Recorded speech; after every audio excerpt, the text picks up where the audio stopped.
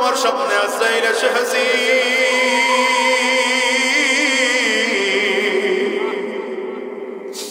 আজরাইল যখন জানটারে কবজ করে নিয়ে গেল, এইবার তুমি আর আমি বড় একা।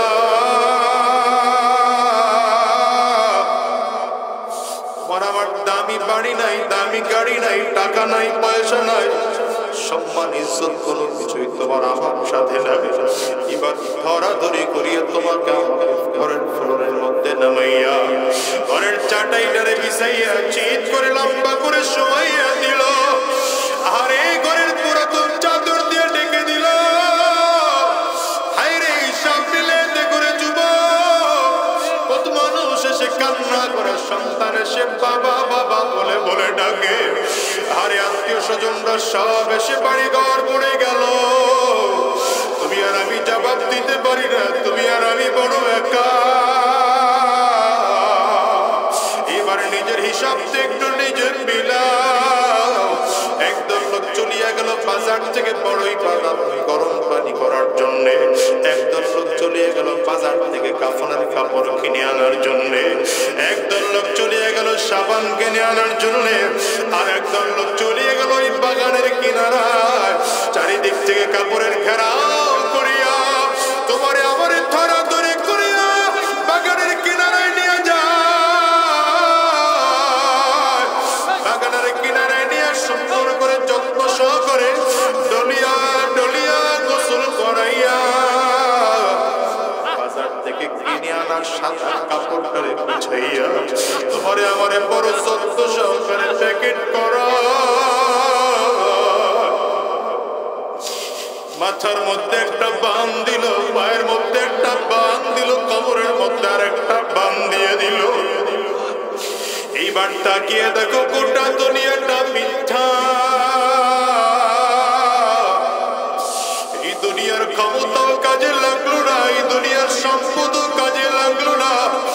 এই দুনিয়ার মানুষ তোমার আমার লাশটারে ধরাধরি করিয়া খাটিয়াটার মধ্যে উঠাইয়া এমন কোন মাঠে নিয়ে আইসা ঘরে তোমাকে আমাকে ধরাধরি করিয়া জানাজা না পড়াবে। ইমাম দাঁড়ায় দেবে জানাজার ইমামতি করার জন্য। জানাজা কমপ্লিট করাইয়া খাটিয়াটা উঠায় কাদের মধ্যে নিয়ে কবরে দেশে দিয়ে রওনা হবে।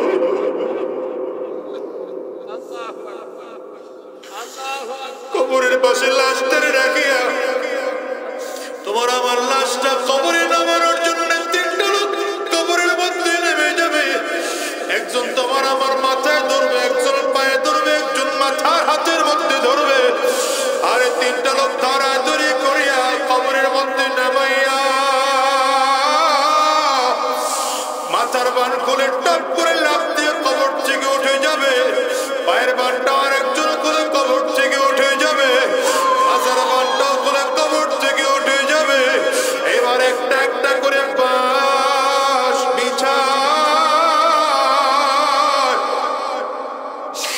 এবার হোকলা অথবা চাটাই বিছাইয়া কবরের চাপ মাটির চাকাগুলো দিয়ে কবরের উপরে জোরে জোরে চাপতা।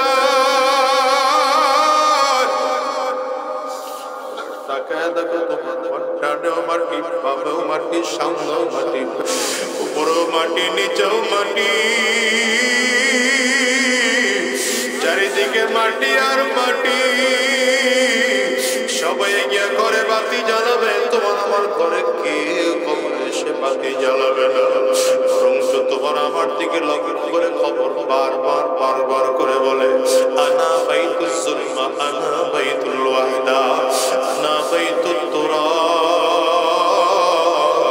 কবর বলে আমি বড় একা একের ঘর, আমি বড় অন্ধকার ঘর, আমার কাছে সাথী নাই, বাতি নাই, দুনিয়ার কোনো কিছুই নাই, আমি কবর শুধু চিনি আমল।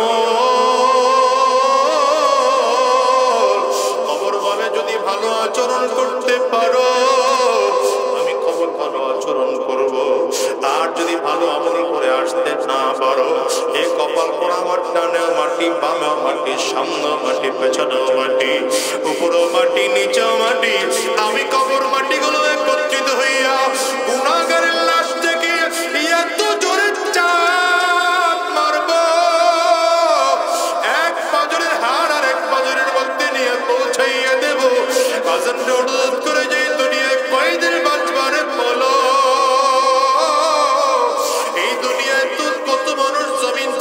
বিদায় হয়ে গেল।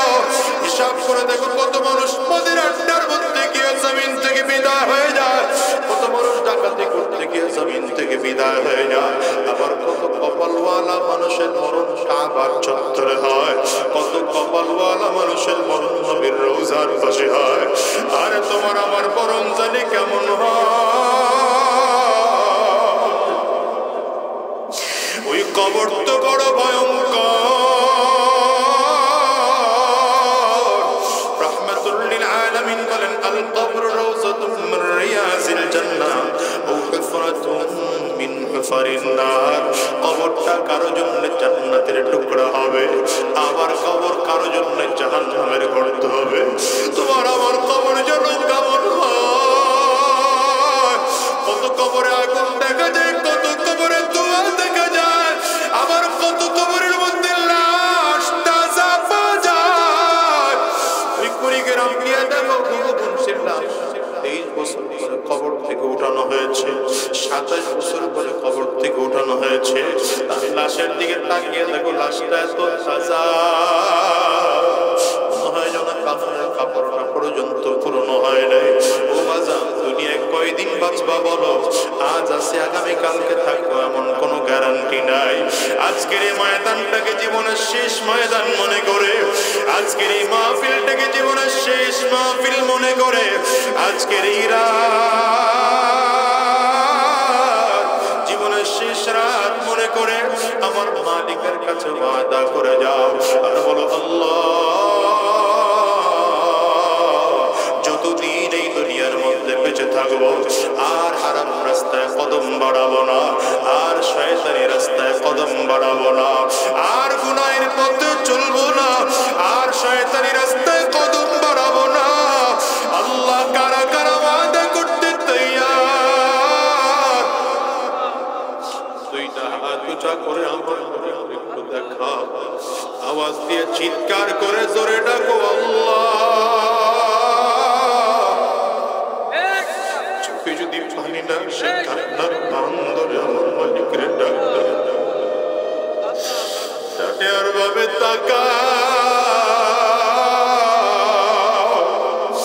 তাকিয়ে দেখো কার চোখের কোটায় পানি। ওই মানুষটার দিকে তাকিয়ে নিজের নিজে ধিক্কার মারো, আর চোখের পানি ফেলাইয়া আমার মালিকের ডাকো আল্লাহ।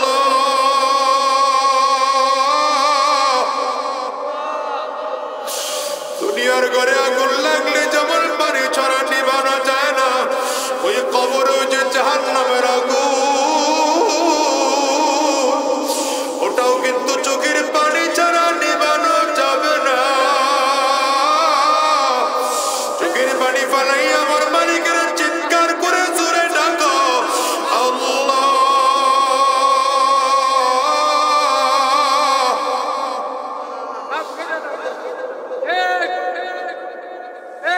সকলেরই দরজা হইতে আল্লাহ ফিরিয়া তোমারি বাজার ইলা করিয়া। আল্লাহ সবাই মিলে ওয়াদা করলাম আর হারাম রাস্তায় চলবো না, শয়তানি রাস্তায় কদম বাড়াবো না, গুনাহের পথে আর চলবো না। আল্লাহ তুমি কবুল করে নাও, কবুল করে নাও, কবুল করে নাও। চিৎকার করে বলো আমিন। আওয়াজ দিয়া জবান খুলে বলো আল্লাহুম্মা আমিন। উলাইকা কাল আনআম বাল হুম আদাল, উলাইকা হুমুল গাফিলুন।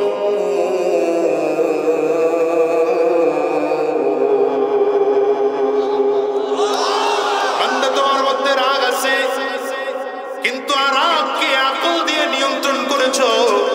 হিংসা আছে, কিন্তু হিংসা আকল দিয়ে নিয়ন্ত্রণ করেছো। লোভ আছে, যদি লোকটাকে আকল দিয়ে নিয়ন্ত্রণ করেছো তাইলে ভালো, আর যদি করতে না পারো তবে তোমার অবস্থা হলো দুনিয়ার চতুষ্পা জন্তু, ভেড়া, শিয়াল, শুয়োর, কুকুর, আল্লাহ বলেন তার চেয়েও তোমার অবস্থা খারাপ। দামি হওয়ার জন্য আল্লাহ তাআলা আপনার আমার মধ্যে আকল দিয়ে পাঠাইলেন। আবার আকলটাকে পরিচালনা করার জন্য আল্লাহ তাআলা কোরআনুল কারীম দিলেন। নামাজ করে বলেন শুধু কোরআন বোঝার জন্য। আবার আল্লাহ তাআলা নবী মুহাম্মদুর রাসূলুল্লাহ সাল্লাল্লাহু আলাইহি ওয়াসাল্লামকে আল্লাহ তাআলা পাঠাইলেন। ও মুসলমান, যদি দামি হতে চাও তাইলে এক নম্বর নিজের আকল দিয়ে, নিজের বিবেক দিয়ে গুনাহ থেকে বেঁচে থাকো। নিজের আকলটাকে পরিচালনা করার জন্য এবার কোরআনুল কারীমকে সহযোগিতা প্রদান করো। কোরআন যদি না বুঝো তাইলে আল্লাহ তাআলা বলেন এবার নবীর কাছ থেকে কোরআন জেনে নাও।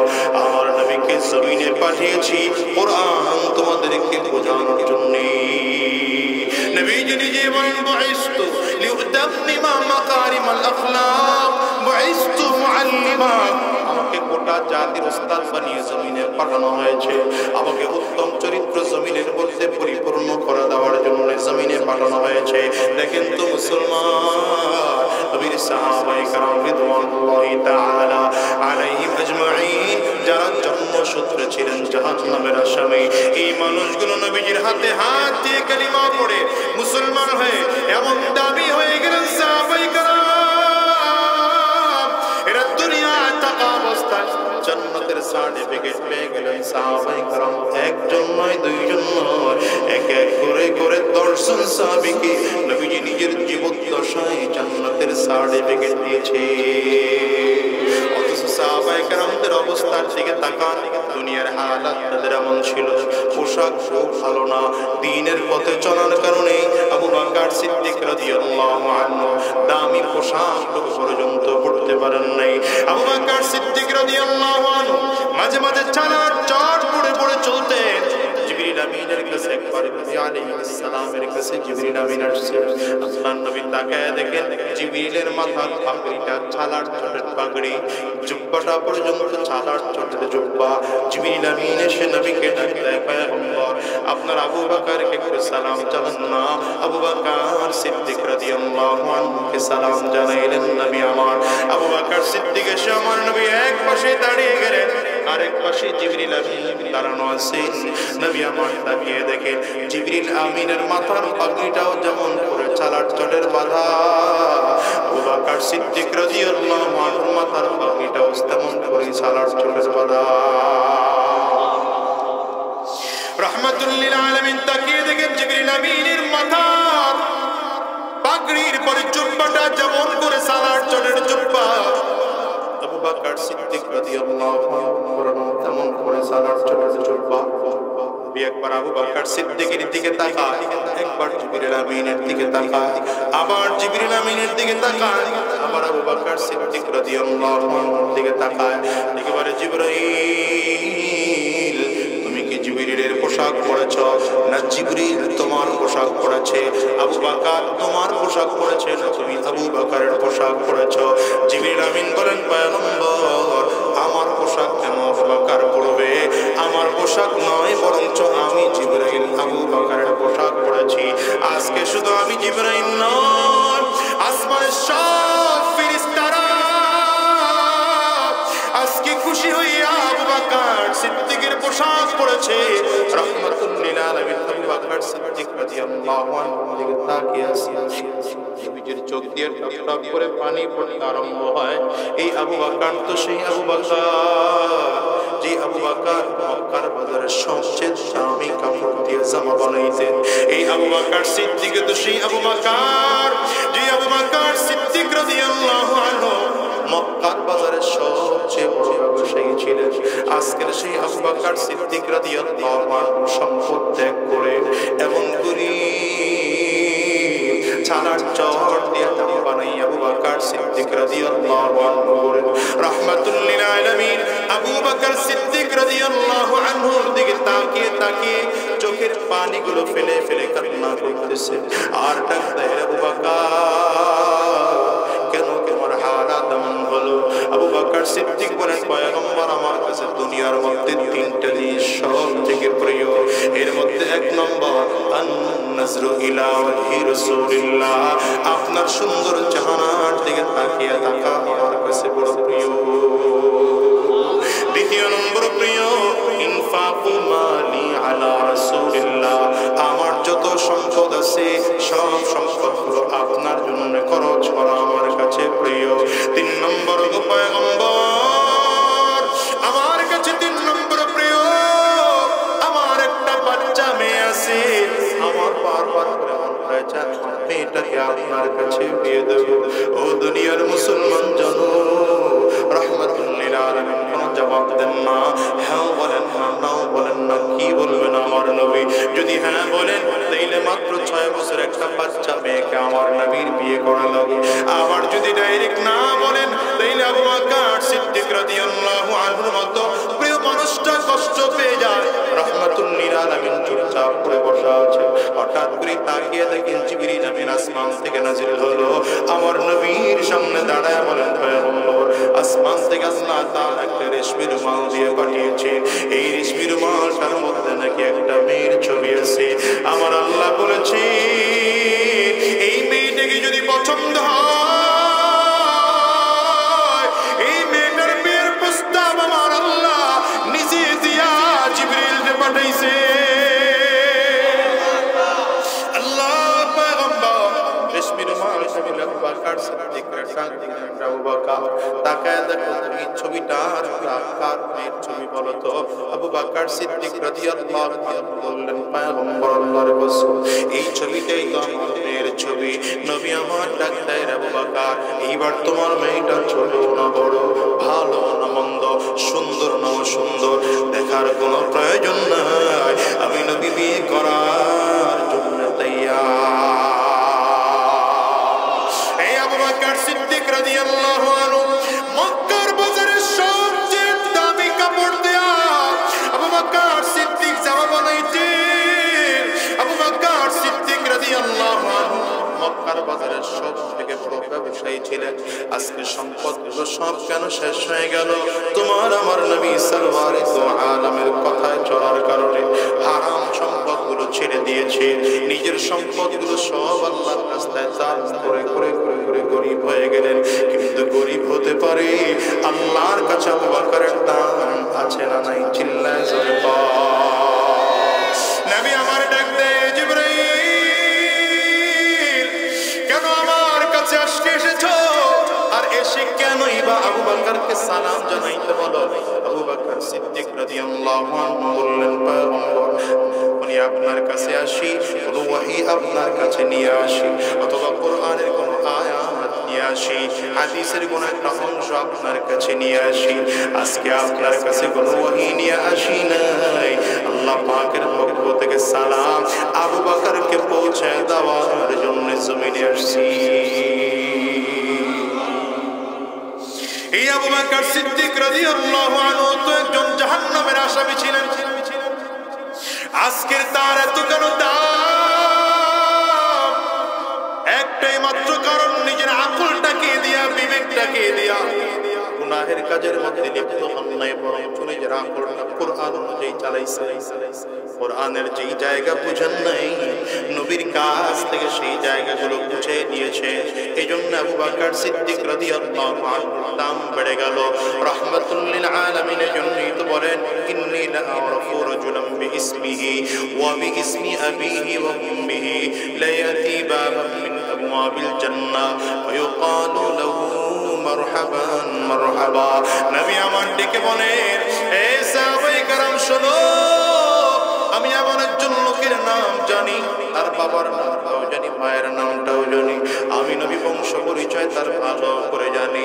এই লোকটা যখন কিয়ামতের ময়দানে জান্নাতের গেট দিয়ে ঢুকতে থাকবে, জান্নাতি ফেরেশতারা আমন্ত্রণ নিমন্ত্রণ জানানোর জন্য দুই দিক দিয়ে লাল গালিচা বিছাইয়া কাতার করে দাঁড়িয়ে যাবে। আল্লাহর বান্দা যখন ঢুকতে থাকবে, ফেরেশতারা মারহাবা মারহাবা বলে নিমন্ত্রণ জানাবে। সাহাবায়ে কেরাম ডেকে বলেন পয়গম্বর এমন দামি মানুষটাকে আমরা একটু তার নাম জানতে চাই। নবী আমার ডেকে বললেন নামটা জানতে চাও তাইলে জেনে নাও লোকটার কেউ নয়, লোকটা আমার সাহাবী আবু বকর। ফজরের নামাজের পর রাহমাতুল লিল আলামিন একবার ডেকে বলেন সাহাবায়ে কেরাম ইন্নী রাআইতু কসরান ফি নাওমি, আজকে আমি স্বপ্নের মধ্যে একটা দামি বিল্ডিং দেখলাম। দামি বিল্ডিংটা 4টা দেওয়াল দিয়ে তৈরি করা হয়েছে। নবী আমার বলেন এর মধ্যে একটা বিল্ডিং একটা দেওয়াল তৈরি করা হয়েছে স্বর্ণ দিয়া, একটা দেওয়াল তৈরি করা হয়েছে মণিমুক্তা দিয়া, একটা দেওয়াল তৈরি করা হয়েছে জবরদস্ত পাথর দিয়া, একটা দেওয়াল তৈরি করা হয়েছে ইয়াকুত পাথর দিয়া। এই দেওয়ালগুলোর গাঁথনি করতে গিয়ে মাঝখানে কোনো বালু আর সিমেন্ট ব্যবহার করা হয় নাই, মাঝখানে ব্যবহার করা হয়েছে মিশক আর আম্বর। নবী আমার ডাক দেয় এত সুন্দর বিল্ডিং তৈরি করতে গিয়া শেষ সময় বানানো হয়েছে নিজের ফ্লোরটা বানানো হয়েছে জাফরান দিয়া। নবী আমার ডেকে ডেকে বলে এত দামি বিল্ডিং দেখা জিজ্ঞাসা করলাম লিমান হাদা, এত সুন্দর ঘরটা কার? একজন এসে বললেন ফাতা মিন কুরাইশ, এটা কুরাইশ বংশের একজন যুবকের। নবী আমার ডেকে বলেন জানান্তু ইন্নী মিন কুরাইশ ওয়া ইন্নাহু লি, মনে মনে চিন্তা করলাম আমিও তো কুরাইশ বংশের একজন যুবক, তাইলে মনে হয় জান্নাতের বাড়িটা আমার জন্য বরাদ্দ করা হয়েছে। নবী আমার ডেকে বলেন এক কদম চিন্তা করে কদম সামনে বাড়াইলাম, হঠাৎ করে আল্লাহর ফেরেশতা এসে সামনে দাঁড়িয়ে ডেকে বললেন পয়গম্বর এই বাড়িটা আপনার নয়, এ বাড়ি আপনার সাহাবী উমরের। আল্লাহু আকবার চিৎকার করে আওয়াজ করে বলো। নবী আমার ডাক দেয় রে উসমান ইন্না লিকুল্লি নাবিয়্যিন রাফীকুম ফিল জান্নাহ ওয়া আনতা রাফীকি ফিল জান্নাত ইয়া উসমান। রে উসমান সব নবীদেরকে জান্নাতের মধ্যে একজন সঙ্গী দেওয়া হবে, সাথী দেওয়া হবে, বন্ধু দেওয়া হবে। জান্নাতের মধ্যে আমি নবীর বন্ধু আর সাথী আর সঙ্গী যে হবে সে আর কেউ নয়, সেই হবে ওসমান। নবী আমার ডাক দেয় রে আলী জান্নাতের মধ্যে আমি নবীর বাড়িটা যেখানে হবে আমার বাড়ির বরাবর সামনে থাকবে তোমার ভাই হযরত আলী রাদিয়াল্লাহু আনহু বলেন পয়গম্বর আমার বাড়িটা আপনার বাড়ির সামনে হবে না পিছনে হবে, আমার জানার সেটা বেশি প্রয়োজন না, আমার জানার সবথেকে বেশি দরকার পয়গম্বর আমার বাড়ির বসে জান্নাতে থাকা অবস্থায় যদি আপনার চেহারা দেখতে মনে চান, কারণ দুনিয়ায় থাকা অবস্থায় একটু মনটা খারাপ হয়ে গেলে আপনার চেহারা দেখতে মনে চায়, আপনার চেহারার দিকে তাকাইলে দিলটা ভালো হয়ে যায়, মনটা ভালো হয়ে যায়। ওগো নবী আমার জান্নাতের মধ্যে থাকা অবস্থায় যদি আপনার চেহারা দেখতে মনে চায়, মনে চাইলে আপনার চেহারা দেখা যাবে নি। রাহমাতুল লিল আলামিন বললেন রে আলী জান্নাতের মধ্যে তোমার বাড়িটা আমার আল্লাহ আমার সুন্দর করে সেটিং আর ফিটিং করে দিবে, জানালার পর্দাগুলো সরিয়ে দিবা, দরজার পর্দাগুলো সরিয়ে দিবা, সরিয়ে দিতে দেরি হয় আমি নবীর চেহারা দেখতে দেরি হবে না। এই দুনিয়ার যুবক আকল তো সাহাবায়ে কেরামদের ছিল, তোমার আমারও তো আকল আছে, কিন্তু সাহাবায়ে কেরাম এই আকলটাকে কোরআনের পথে পরিচালনা করিয়া নিজের জীবনটাকে এত দামি জীবন বানায় ফেলাইছে যে দুনিয়াতে থাকা অবস্থায় একজন দুইজন 10 জন সাহাবীকে নবী জান্নাতের সার্টিফিকেট দিলেন। শুধু তাই নয় আমার তোমার নবী রাহমাতুল লিল আলামিন আল্লাহ তাআলা পয়গম্বরকে জানায় দেন পয়গম্বর বদরের ময়দানে যে সকল সাহাবায়ে কেরাম উপস্থিত হয়েছিলেন আমি আল্লাহ এদের জিন্দেগির গুনাহগুলো মাফ করে দিলাম। উহুদের ময়দানে যে সকল সাহাবায়ে কেরাম উপস্থিত হয়েছিলেন আমি আল্লাহ এদের জিন্দেগির গুনাহগুলো মাফ করে দিলাম। খন্দকের ময়দানে যে সকল সাহাবায়ে কেরাম উপস্থিত হয়েছিলেন আমি আল্লাহ তাআলা এদের জিন্দেগির গুনাহগুলো মাফ করে দিলাম।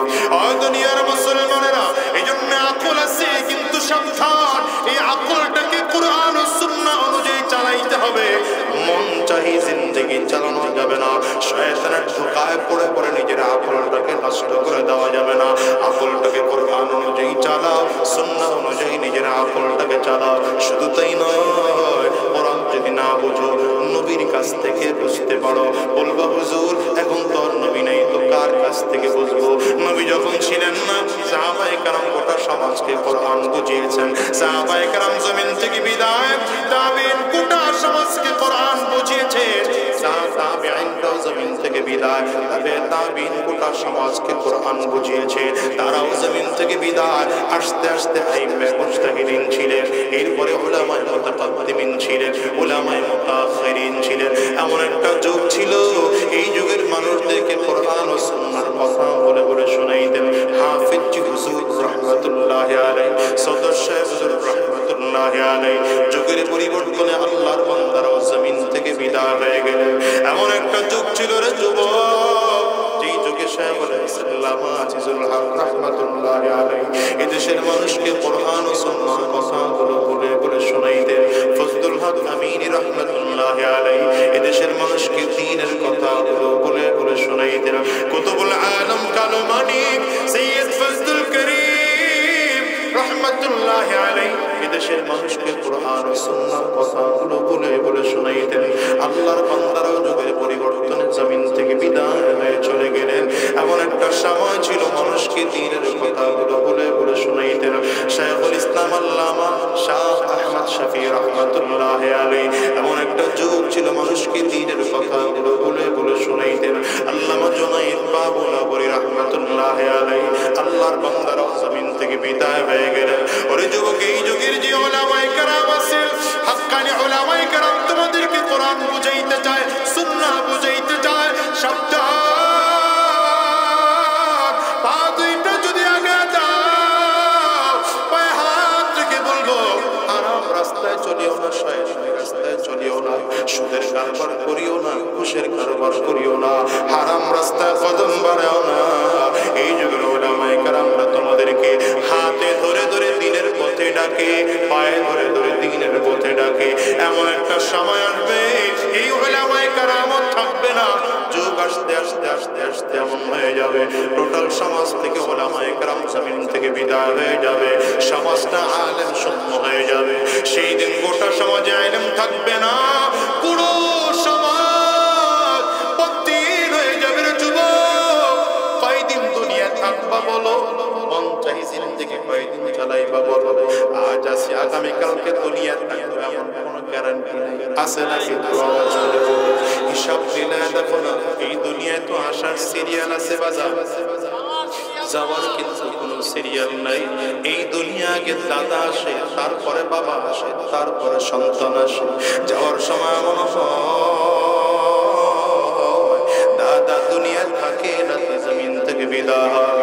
বাবা দুনিয়া থাকে, সন্তান জমিন থেকে বিদায় হয়। আপনার আমার ক্ষেত্রে এমন হতে পারে কি পারে না? একটু আওয়াজ করেছিলেন হিসাব মিলায় দেখো যুবক, এই মস্তিষ্কের মধ্যে খুঁজতে পাওয়া যাবে কত মানুষ যেন আছে মা হারা, কত মানুষ যেন আছে বাবা হারা। আমি আজাদির ঘরেও তো আমার মা নাই, মা জমিন থেকে বিদায় হয়ে গেল। আজকে 18টা বছর হয়ে গেল আমি আমার মা দেখা পাই না। 18টা বছর পর্যন্ত আমি একটা আপেল কিনে আমার মাকে খাওয়াবো,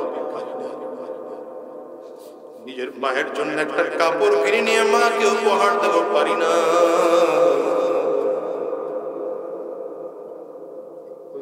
খুঁজতে পাওয়া যাবে মানুষ কতজন আছে, কত মানুষ যেন এখানে আছে যেই মানুষগুলোর ঘরে মা নাই, বাবা নাই, আছে না? আওয়াজ করে বলে জানরে আমি আজাদির মতো কার কার করে আপনাদের হাতটা উঁচা করে দেখা, কার কার ঘরে বাবা নাই, দুইটা হাত একটু উঁচা করে দেখা, হাতগুলো তুলে দেখেন।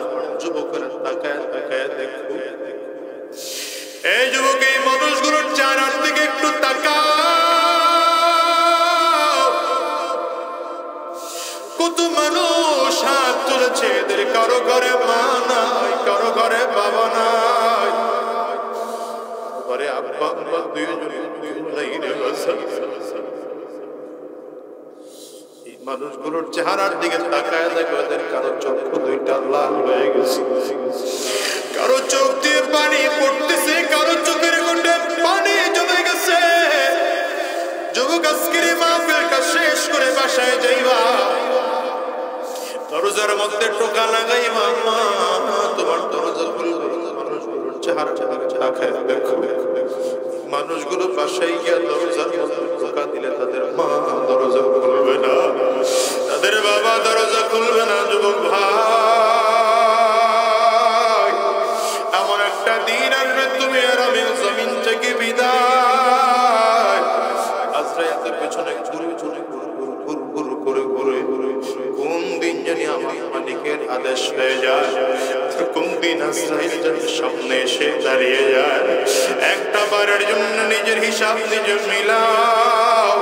গুনাহগারের সামনে যখন আজরাইল এসে দাঁড়িয়ে যাবে, গুনাহগার তাকিয়ে দেখবে আজরাইলের পা দুইটা জমিনে দেখা যায়, মাথাটা সাত আসমানের উপরে দেখা যায়। আজরাইলের এত ভয়ঙ্কর চেহারা। আজরাইল আলাইহিস সালাতু ওয়াস সালামের একটা পা পৃথিবীর পূর্ব প্রান্তে দেখা যায়, আর একটা হাত পৃথিবীর পশ্চিম প্রান্তে দেখা যায়। আজরাইল আলাইহিস সালাতু ওয়াস সালামের চক্ষু দুইটা উহুদ পাহাড়ের চেয়ে বড় মনে হয়। আজরাইল আলাইহিস সালাতু ওয়াস সালামের প্রত্যেকটা পশমের গোড়া থেকে মনে হয় যেন আগুনের ফুলকি বের হয়। এই কলিজার টুকরা যুবক রে, বাজান রে, হাতগুলো চোখের পানিগুলো ফেলে চক্ষু দুইটা বন্ধ করে ফেলো, মাথাটা নিচের দিকে দিয়া 2 মিনিটের জন্য একটু মুরাকাবায় চলে যাও। দেখো চোখ দিয়ে পানি আসে কিনা, দিলটা নরম হয়ে গেল। মনে মনে এবার চিন্তা করো, তোমার আমার সামনে আজরাইল এসে হাজির।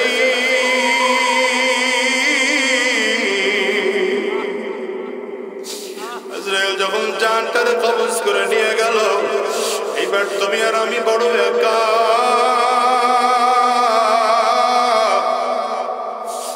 আমার দামি বাড়ি নাই, দামি গাড়ি নাই, টাকা নাই, পয়সা নাই, সম্মান ইজ্জত কোনো কিছুই তোমার আমার সাথে নাই। এবার ধরাধরি করিয়ে তোমাকে ঘরের ফ্লোরের মধ্যে নামাইয়া, ঘরের চাটাইটারে বিছাইয়া চিৎ করে লম্বা করে শোয়াইয়া দিল। আর এই ঘরের পুরাতন চাদর দিয়ে ডেকে দিল। হায় রে, হিসাব মিলে করে যুবক কত মানুষ এসে কান্না করে, সন্তান এসে বাবা বাবা বলে বলে ডাকে। আরে আত্মীয় স্বজনরা সব এসে বাড়ি ঘর পড়ে গেল। তুমি আর আমি জবাব দিতে পারি না, তুমি আর আমি বড় একা। এবার নিজের হিসাব একটু নিজের মিলাও। একদম লোক চলিয়া গেল বাজার থেকে বড়ই বাজার গরম পানি করার জন্য।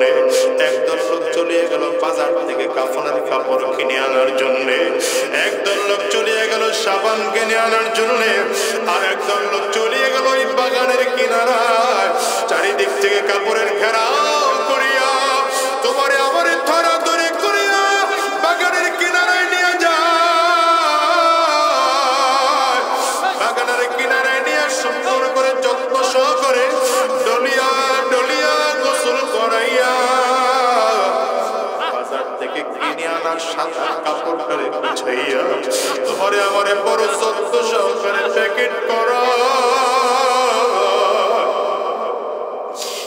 মাথার মধ্যে একটা বান দিল, পায়ের মধ্যে একটা বান দিল, কবরের মধ্যে আর একটা বান দিয়ে দিল।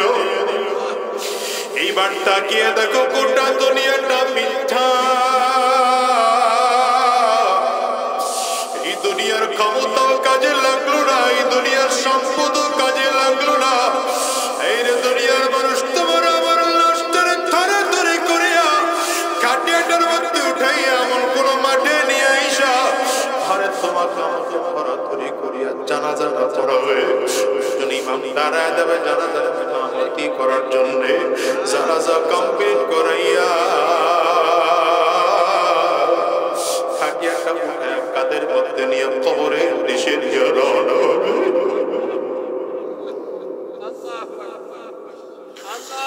কবরের পাশে লাশটারে রাখিয়া তোমার আমার লাশটা কবরে নামানোর জন্য 3টা লোক কবরের মধ্যে নেমে যাবে।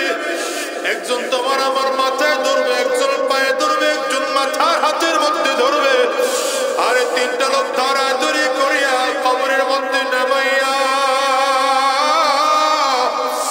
মাথার বান খুলে টপ করে লাফ দিয়ে কবর থেকে উঠে যাবে, পায়ের বানটা আর একজন খুলে কবর থেকে উঠে যাবে, মাথার বানটাও খুলে কবর থেকে উঠে যাবে। এবার একটা একটা করে বাঁশ বিছা, এবার হোকলা অথবা চাটাই বিছাইয়া কবরের চাপ মাটির চাকাগুলো দিয়ে কবরের উপরে জোরে জোরে চাপতা।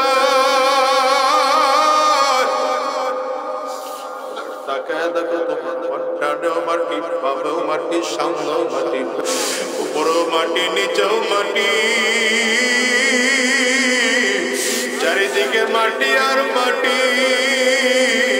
সবাই গিয়া ঘরে বাতি জ্বালাবে, তোমার আমার ঘরে কেউ কবরে এসে বাতি জ্বালাবে না, বরং তোমার আমার দিকে লক্ষ্য করে খবর বারবার বারবার করে বলে, আনা বাইতুল যুলমা, আনা বাইতুল ওয়াহদা, আনা বাইতুত তুরাব। কবর বলে আমি বড় একা একের ঘর, আমি বড় অন্ধকার ঘর, আমার কাছে সাথী নাই, বাতি নাই, দুনিয়ার কোনো কিছুই নাই, আমি কবর শুধু চিনি আমল।